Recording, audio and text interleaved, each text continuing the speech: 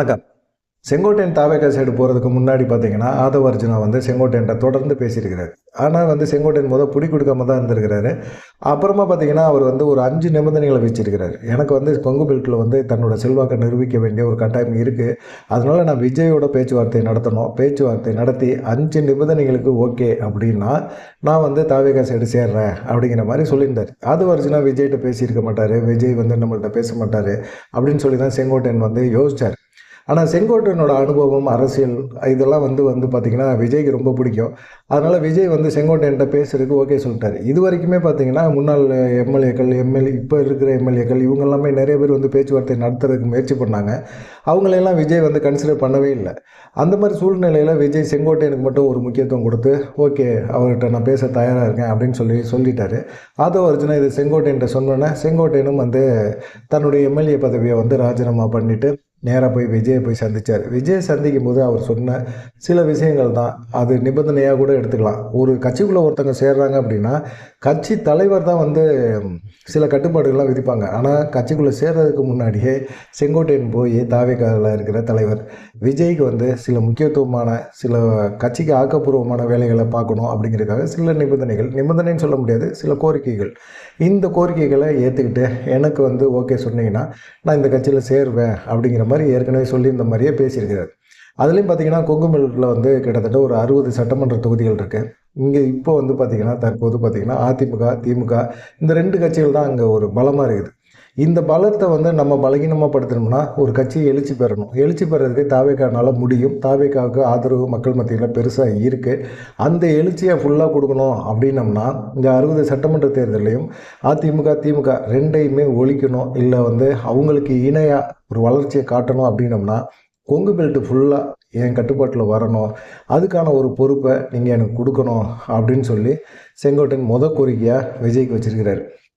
2வது இப்போ வந்து ஒரு 60 சட்டமன்ற தொகுதியிலையும் பார்த்தீங்கன்னா, விஜய் அவர் தரப்புலயும் சரி, வேற யாராவது ஒருத்தவங்க வந்து இடையில பூந்து, அவங்க சட்டமன்ற உறுப்பினர் வேட்பாளரா நிறுத்துறதுக்கான வாய்ப்புகள் இருக்கு. இத தான் 2வது பாயிண்ட்டா வந்து செங்கோட்டையன் வந்து விஜய்க்கு வச்சிருக்கிறாரு. என்ன சொல்லியிருக்காரு, கொங்கு பெல்ட்ல போட்டியிடக்கூடிய வேட்பாளர்கள் இவங்களுக்கெல்லாம் ஒரு முக்கியத்துவம் குடுக்கணும். அதுவும் பார்த்தீங்கன்னா, செங்கோட்டையன் நான் பரிந்துரை பண்றவங்களுக்கு தான் மிக முக்கியத்துவமான இது தரணும். ஏன்னு கேட்டீங்கன்னா, எனக்கு அதிமுக, திமுக இதில நிறுத்தப்படுற போட்டி வேட்பாளர்கள் யாரு அப்படிங்கிறது நல்லா தெளிவா தெரியும். அவங்களுக்கு இணையான ஒரு வேட்பாளர்கள நிறுத்தணும் அப்படின்னம்னா, கண்டிப்பா அது என்னை கேட்டு நீங்க முடிவு பண்ணணும். அதுக்கான ஒரு பதவி தான் எனக்கு வேணும். அதுவும் இல்லாம கொங்கு பெல்ட்ல வந்து நீங்க வேட்பாளர் நிறுத்துனா என்ட்ட வந்து ஆலோசனை பண்ணி தான் ஆகணும். நான் சொல்ற வேட்பாளர்களுக்கு முக்கியத்துவம் குடுக்கணும். நீங்க அதுக்கப்புறமா டிசைட் பண்ணிக்கங்க. அப்படிங்கிற மாரி சொல்லியிருக்காரு. ஏன்னு கேட்டீங்கன்னா, இப்ப தாவேகா சைட்ல வந்து வேட்பாளர் நிறுத்துறாங்க அப்படின்னா, ஒரு டம்மி வேட்பாளர நிறுத்திட்டாங்க அப்படின்னா கொங்கு பெல்ட்ல, அது மிகப்பெரிய ஒரு அடி செங்கோட்டையனுக்கு விழுவும். அதுதான் செங்கோட்டையனோட எண்ணம்லாம் என்னன்னு கேட்டீங்கன்னா, எப்படியாவது அதிமுக பின்னுக்கு தள்ளணும். திமுகவுக்கு அடுத்த லெவல்லயாவது தாவேகா இருக்கணும். அதுக்கு தகுந்த மாரி வேட்பாளர்கள வந்து நம்ம நிப்பாட்டணும். அவங்களோட போட்டி போடுற அளவுக்கு நம்ம வலுவான ஒரு வேட்பாளர் நிறுத்தணும் அப்படிங்கிற ஒரு முடிவு பண்ணிட்டாரு. அப்படின்னா 60 சட்டமன்ற தொகுதியில அதிமுக சைடு கண்டிப்பா வந்து வேட்பாளரா நிக்கிறதுக்கு நெறைய பேர் யோசிப்பாங்க. அப்படியே நிக்கணும்னு சொல்றவங்க, நினைக்கிறவங்க ஒருவேளை எடப்பாடி பழனிசாமி ஒரு 20 கோடி, 25 கோடி செலவு பண்றவங்களுக்கு மட்டும் தான் நான் முக்கியத்துவம் தருவேன் அப்படின்னு சொன்னா, கட்சியில இருக்கிற அடிமட்ட தொண்டனா இருந்து வளர்ந்து வந்த அந்த அதிமுக தொண்டர்கள், உறுப்பினர்கள் இவங்களுக்கு வந்து ஒரு நம்ம முக்கியத்துவம் குடுப்போம் அப்படிங்கிற ஒரு எண்ணத்துல, அவங்கள வந்து கடைசி நேரத்துல தாவேகா சைடு கொண்டு வந்து, அவங்கள வந்து எடப்பாடி நிறுத்துற வேட்பாளருக்கு எதிரா நிறுத்தலாம் அப்படிங்கிற ஒரு எண்ணம் செங்கோட்டையனுக்கு இருக்கு. அதனால தான் செங்கோட்டையன் வந்து கொங்கு பெல்ட்ல வந்து வேட்பாளர்கள வந்து டிசைட் பண்றத முடிவ என்ட்ட குடுத்துருங்க அப்படிங்கிற மாரி சொல்லியிருக்கிறாரு. அதுக்கும் விஜய் வந்து ஓகே சொல்ட்டாரு. ஏன்னா, இப்ப விஜய பொறுத்தவரைக்கும் வந்து வேட்பாளர் தேர்வு அப்படிங்கிற ஒரு விஷயத்துல வந்து ஆதவ அர்ஜுனாவையோ, புஸ்லி ஆனந்தையோ, அருண்ராஜையோ இவங்களெல்லாம் வச்சு ஒரு முடிவு பண்ண முடியாது. ஜான் ஆரோக்கியசாமி வந்து இப்போ செங்கோட்டையனோட நல்ல ஆலோசனை பண்ணுறாரு. செங்கோட்டையனும் வந்து சில முக்கியமான விஷயங்களை செய்கிறாரு. இப்போயே வந்து வேட்பாளர் தேர்வு அப்படிங்கிறதையும் எடுக்கிறாரு. சில எம்எல்ஏக்களோட பேச்சுவார்த்தை அவருக்கு வந்து தான் அதிமுகவில் நிறைய பேரை தெரியும்ல. அதனால் அவங்க மூலமாக வேட்பாளர் கூட வந்து நீங்கள் வாங்க தாவேகா சைடு வந்தீங்கன்னா உங்களுக்கு சப்போர்ட்டாகவும் நாங்கள் இருப்போம், வெற்றி பெறவும் வைப்போம் அப்படின்னு சொல்லி பேச்சுவார்த்தை நடத்துகிறாரு செங்கோட்டையன் அப்படிங்கிற மாதிரியும் சொல்கிறாங்க. மூணாவது மிக முக்கியமான பார்த்திங்கன்னா, ஈரோட்டில் நிறுத்தப்படுற வேட்பாளர்கள் பெரும்பாலும் செங்கோட்டையனோட ஆதரவாளர்களாக இருக்கணும் அப்படிங்கிறதுலையும் குறிப்பிட்டிருக்கிறார். என்னென்னா, அவருடைய ஆதரவாளர்கள், அவரை நம்பி கட்சிக்கு வரவங்க, அவங்களுக்கு வந்து கண்டிப்பாக வந்து திமுகவை எடுத்து ஃபைட் பண்ணணும். அதிமுக வந்து அவங்க ஈஸியாக சுலபமாக அவங்கள தாண்டிடுவாங்க. ஆனால் திமுக எடுத்து ஃபைட் பண்ணக்கூடிய அளவுக்கு அவங்கள்ட்ட வந்து வேட்பாளர் வந்து தேர்வு வந்து இருக்கணும் அப்படிங்கிறதுல முடிவு பண்ணி வச்சுருக்காரு. அதுலேயும் செங்கோட்டையன் ஆதரவாளர்கள், செங்கோட்டையன் ஆதரிக்கக்கூடிய நபர்கள், அவங்கள எம்எல்ஏ ஆக்கி பார்க்கணும். ஏன்னா அவங்களும் செங்கோட்டையனை நம்பி வராங்கல்ல தாவேகா சைடு. அப்படி வரவங்களுக்கு அவங்களுக்கு நம்ம முக்கியத்துவம் கொடுத்து தானே ஆகணும் அப்படிங்கிற ஒரு எண்ணத்தில் அவர் இருக்கிறார். அதனால் வந்து செங்கோட்டையனோட ஆதரவாளர்களுக்கு 3வது நிபந்தனையாக, கோரிக்கையாக அவர் வந்து இதை வச்சிருக்கிறாரு அப்படிங்கிற மாதிரி சொல்கிறாங்க. ஜனவரி மாதம் 2026 ஜனவரியில் ஈரோட்டில், அதுவும் குறிப்பாக கோபியில், அது எடப்பாடி பண்ணார்ல, இப்போ ஒரு கூட்டம் போட்டார்ல, அதே இடத்துல மிக பிரம்மாண்டமான ஒரு கூட்டம், எழுச்சியான ஒரு கூட்டம், மாநாடு போல். அந்த கூட்டத்தை பார்த்து மிரண்டு போயிடணும். மற்ற கட்சிக்காரங்க எல்லாருமே மிரள வைக்கக்கூடிய, குறிப்பாக எடப்பாடி பழனிசாமியை மிரள வைக்கக்கூடிய ஒரு கூட்டமாக பிரம்மாண்டமாக இருக்கணும். அது ஜனவரியில் நடத்தணும். இதுக்கு வந்து முழு ஒத்துழைப்பு விஜய் கொடுக்கணும் அப்படின்னு சொல்லியிருக்காரு.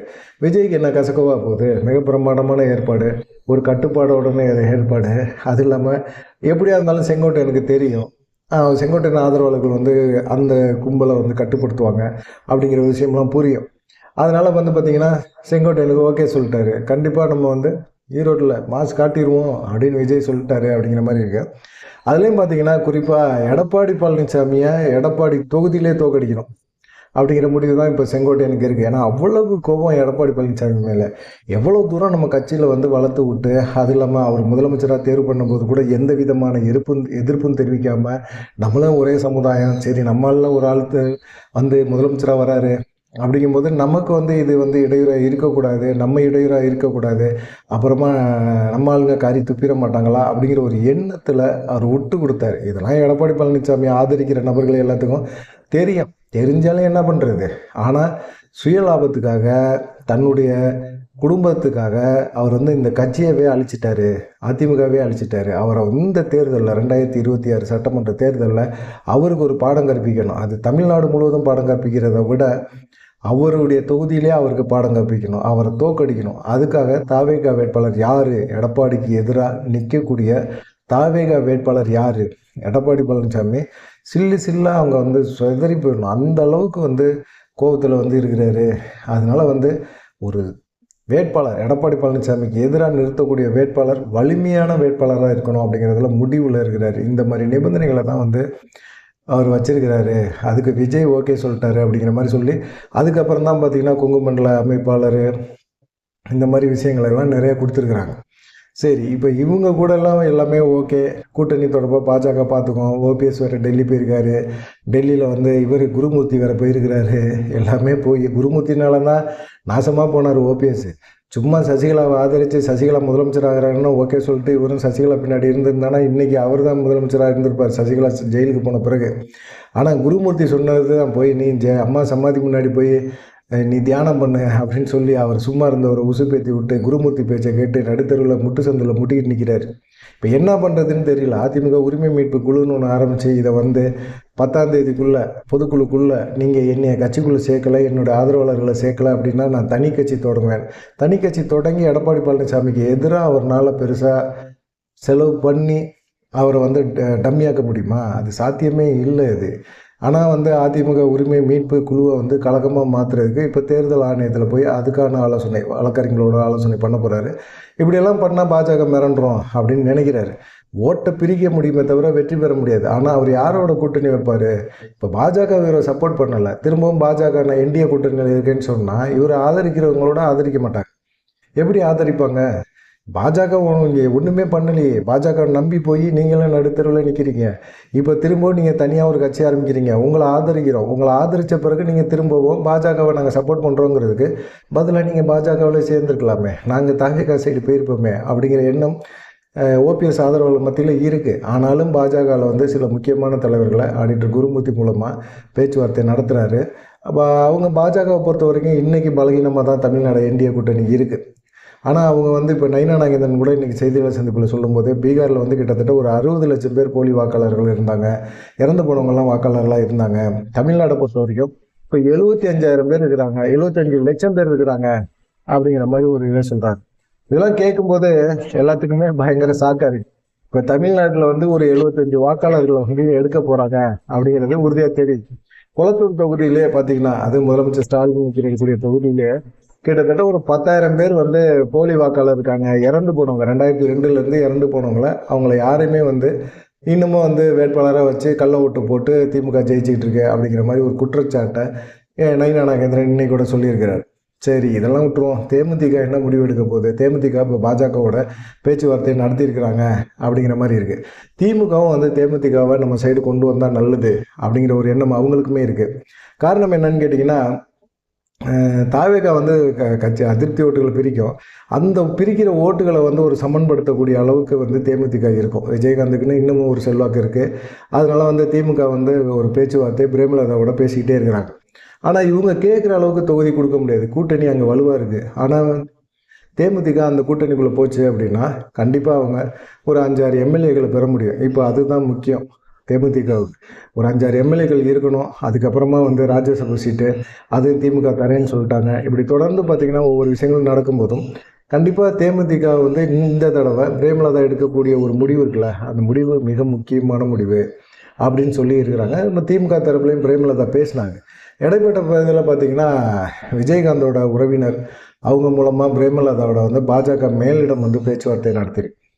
அதில் வந்து அதிமுக சார்பாக அவங்க 20 தொகுதிகள் தரேன் இருக்காங்க. ஒரு ராஜ்யசபா சீட் வாங்கி தரேன் இருக்காங்க. இதுக்கெல்லாம் வந்து பிரேமலதா ஓகே சொல்லியிருக்கிறாங்க அப்படிங்கிற மாதிரி ஒரு தகவலும் போயிட்டுருக்கு. இப்போ பிரேமலதா வந்து இந்த சைடு 20 சீட்டு அப்படிங்கிற ஒரு கணக்கு, ஒரு ராஜ்யசபா சீட்டு அப்படின்னு பாஜக சொல்கிறத நம்பி திரும்பவும் அதிமுக ஆதரிச்சாங்க அப்படின்னா, உங்களுக்கு முதுகில் துரோகம் பண்ணாங்களே, குத்துனாங்களே எடப்பாடி பழனிசாமி ராஜ்யசபா சீட்டு தரேன்னு சொல்லி, அந்த விஷயத்த மறந்துட்டீங்களான்னு அவங்க கட்சிக்காரங்களை கேட்பாங்களா, கேட்க மாட்டாங்களா? கேட்பாங்கள்ல. அப்போ பிரேமலதா என்ன முடிவு எடுப்பாங்க? திமுகவோட கூட்டணி வைங்க அப்படின்னு சொல்லி கட்சியில் இருக்கிற நிர்வாகிகள் எல்லாம் சொல்கிறாங்க. பிரேமலதாவும் செய்தியாளர் சந்திப்பில் பேசும்போது கூட அவங்க ஒரு விஷயத்த சொல்கிறாங்க. என்ன சொல்கிறாங்க? நாங்கள் வந்து எங்கள் கட்சி நிர்வாகிகள் என்ன சொல்கிறாங்க, தொண்டர்கள் என்ன நினைக்கிறாங்க, படி தான் நான் முடிவெடுக்க போகிறேன் அப்படின்னு சொல்கிறாங்க. அந்த முடிவுபடி பார்த்திங்கன்னா கண்டிப்பாக வந்து எடப்பாடி பழனிசாமி தேமுதிகவுக்கு செஞ்ச துரோகத்தை அவங்க மறக்கலை அப்படிங்கிறது தெளிவாக தெரியும். அப்படிப்பட்ட ஒரு சூழ்நிலையில் இந்த விஷயங்களை எப்படி பார்க்குறது அப்படிங்கிறது தான் பார்க்கப்படும். பார்க்கலாம் என்ன நடக்கும் அப்படின்னு சொல்லி. அரசியல் வட்டாரங்களே இப்போ இந்த விஷயங்கள் தான் காரசாரமாக பேசப்பட்டுக்கிட்டு இருக்கு. திமுக சைடு போகுமா, அதிமுக பாஜக சைடு கூட்டணி வைக்குமா, பாஜக வந்து 20 தொகுதி ஒரு ராஜ்யசபா சீட்டுக்கு அவங்க பொறுப்பேற்றுக்கிட்டு எடப்பாடி பழனிசாமியோட கூட்டணி வைங்கன்னு சொல்லி ஒரு அழுத்தம் கொடுப்பாங்களா, இல்லை திமுக கூட கூட்டணி வைப்பாங்களா, ஓபிஎஸ் வந்து பாஜக பேச்சை கேட்டு திரும்பவும் வந்து தனி கட்சி ஆரம்பிக்கிற ஒரு முடிவு எடுப்பாரா, தனி கட்சி ஆரம்பிச்சுட்டு திரும்ப பாஜகவுடைய என்டிஏ கூட்டணியிலே போய் சேருவாரா, இப்படியெல்லாம் பலவிதமான ஒரு குழப்பம்லாம் இருக்குது.